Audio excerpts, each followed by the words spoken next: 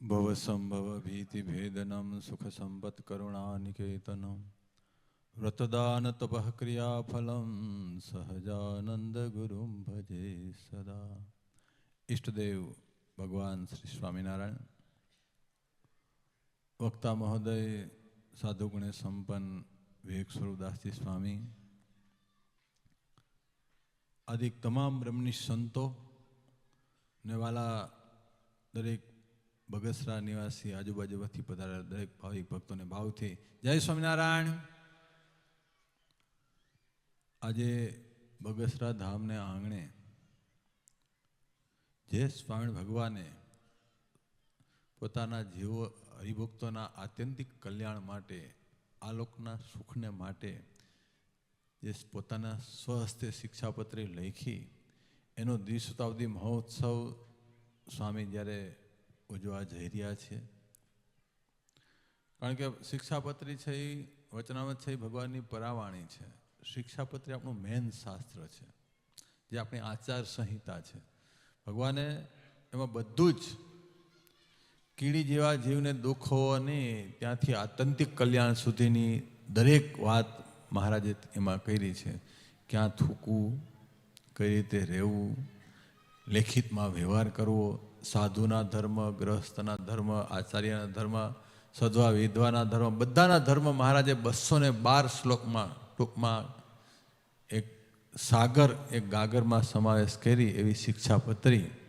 એ શિક્ષાપત્રી જ્યારે સરદાર વલ્લભભાઈ પટેલ એને ગાંધીજીએ વાંચી, ત્યારે ગાંધીજી કે જો સરદાર વલ્લભભાઈ પટેલને કહે કે જો આ શિક્ષાપત્રી પ્રમાણે જો લોકો રહેવા માંડે તો આખા ભારતમાં, ઇન્ડિયામાં કોઈ જગ્યાએ કાયદો વ્યવસ્થા એટલું બધું સરસ જળવાય કે ક્યાં પોલીસની કે કોઈ પ્રકારની વ્યવસ્થાની જરૂર પડે નહીં. એટલા બધા સરસ મજાના શિક્ષાપત્રીમાં ભગવાન સ્વામીએ આપણે આજ્ઞા આપી છે, કરી છે. તો એ શિક્ષાપત્રી પ્રમાણે આપણે વર્તીએ ને એના માટે જ આટલા મોટા મંડપ નાખી અને સ્વામી બહુ દાખલો કરે છે. સ્વામી બહુ સારા વક્તા છે.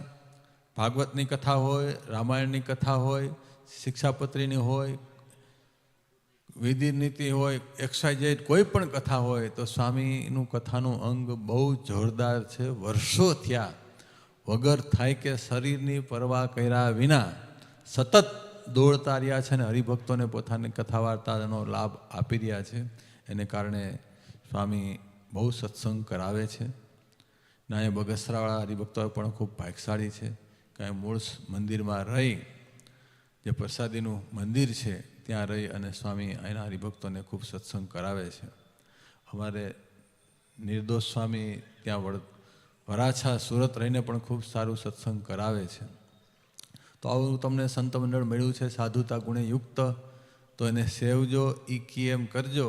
અને આ જે ત્રિવેણી સંગમ જે સ્વામી ઉત્સવ લઈને આપણી પાસે આવ્યા છે, એમાં એક સ્વામીએ ખાસ ગૌ ઉપર, ગૌ આધારિત ખેતી ઉપર અને માતૃદેવો ભવ, પિતૃદેવો ભવ જે આપણી સંસ્કૃતિ છે એને ઉજાગર કરવા માટે સ્વામી આટલી બધી મહેનત કરે છે. તો સ્વામીને જેટલા ધન્યવાદ આપીએ એટલા ઓછા છે. આપણે તો ખાસ બધાને વિનંતી કરું કે સ્વામીનું જેમ જીભ વળે એમ તમે સ્વામીની આજ્ઞા પ્રમાણે મન કરે વચને કરીને સ્વામી કી એમ સેવા કરજો, સ્વામીને રાજી કરજો.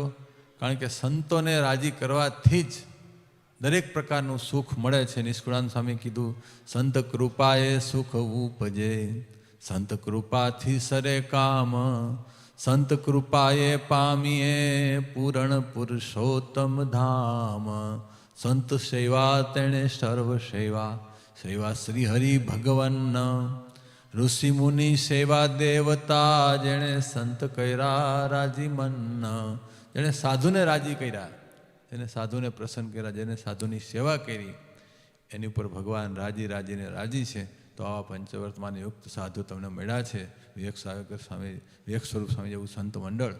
તો સ્વામી કેમ સેવા કરજો. અને આ ઉત્સવનો આજ તો જે પ્રારંભ જ છે. અમારે ખૂબ મોડું થયું, કારણ કે અમારી ગાડી હેવી છે. અમરેલીથી 90 કિલોમીટર દૂર હતા અને ટાયર આખું લીરેલીરા થઈ ગયું.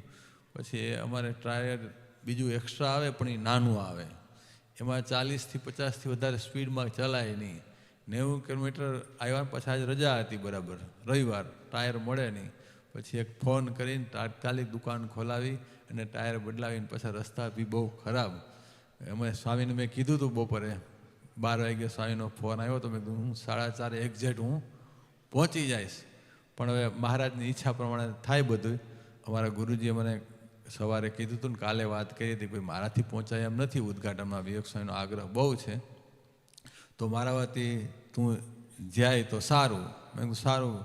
અમારા ગુરુજી નીલકંઠ ચરણ સ્વામી વતી હું સ્વામીને હાજરી કરવા માટે આવ્યો છું. અમારા ગુરુજી કે પાછા આવશે જ, પણ મને સ્વામી પહેલાંય ફોન આવ્યો તમે કેટલા દિવસ રોકાશો? મેં કીધું સ્વામી આવીશ એ પાકું છે, રોકાવાનું તો હવે શિડ્યુલ એટલું બધું ટાઈટ હોય, એટલા બધા પ્રોગ્રામ હોય એટલે રોકાઈ શકાશે નહીં. પણ તમે બધા રાજી રહેજો અને ખાસ તો સ્વામી જે કહે એ રીતે સેવા કરજો અને સ્વામીને રાજી કરજો. એટલું કહીને વિરમું છું. સહજાનંદ સ્વામી મહારાજની જય.